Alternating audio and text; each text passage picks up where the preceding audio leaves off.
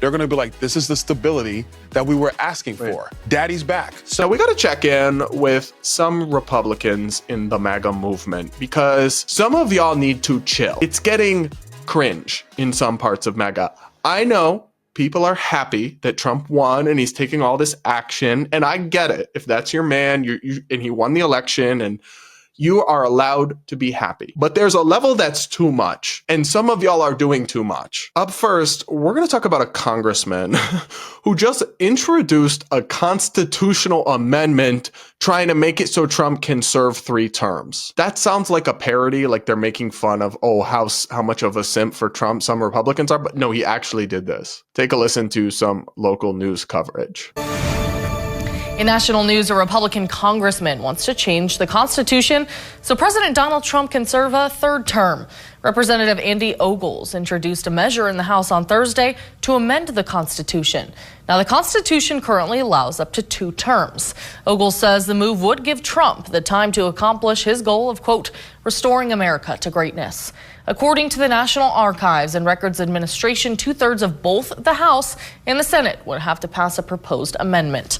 Then the legislatures of 3/4 of the states would have to ratify it. I'm sorry, because I know most Trump supporters are not in a cult, but left-wing people always call MAGA a cult, and things like this are not helping y'all beat the cult allegations. I know it's not most of you, but a few unhinged simps like this are giving you a bad name. This is insane. Like, the level of desperate, please pay attention to me, Daddy Trump, or look at me, like he's simping so hard for Trump to like pick him or notice him.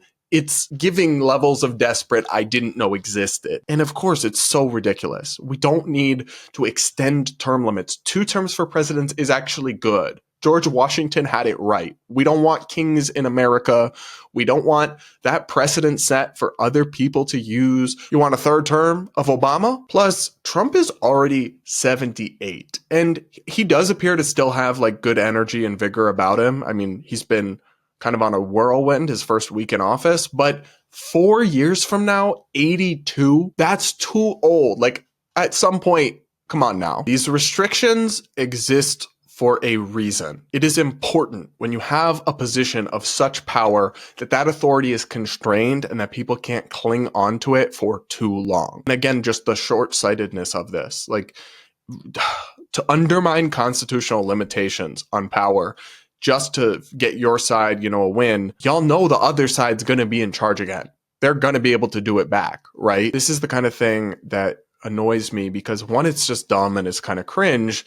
And 2, it like plays into the left-wing fear-mongering. Now they can find this one example of this cringe congressman and say, look, all MAGA is a cult. And I know that's not true, but this is just unfortunate. It plays into their hands, and I find it so frustrating and cringe. I also find cringe, although this is a little more lighthearted, some of the way that some of these Republicans are talking about Trump, okay? Because you can stand for your man, you can, support Trump, but you don't have to be cringe about it. And I'm sorry, but Byron Donalds, a Republican congressman, was on television recently, and what he said was absolutely cringe. Take a listen. Sees the numbers. He'll figure a way to do it. It's not just going to be that. I mean, when Americans see deportations or repatriations happen, they're going to be like, thank you. When they see the border closed, they're going to say, this is what I voted for. When they see peace starting to like break out again around the world, they're going to be like, this is the stability that we were asking for. Daddy's back. And that's what you're going to see.